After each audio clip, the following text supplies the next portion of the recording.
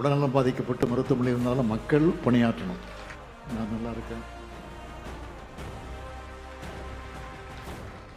நீங்கள் எல்லாரும் நல்லா இருக்கீங்களா? சில நாட்களுக்கு முன்னாடி காலையில் வாக்கிங் போனப்போ லேசாக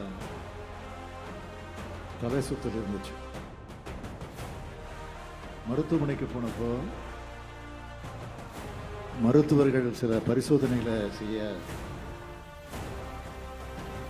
அங்கே அட்மிட் ஆக சொன்னாங்க. மருத்துவமனையில் இருந்தப்போவும் அரசு அதிகாரிகள்கிட்ட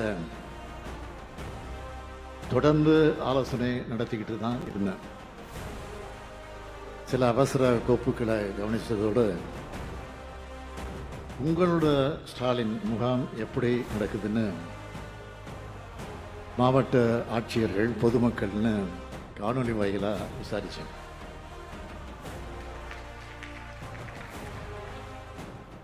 தூத்துக்குடிக்கு வந்த மாண்புமிகு பிரதமர்கிட்ட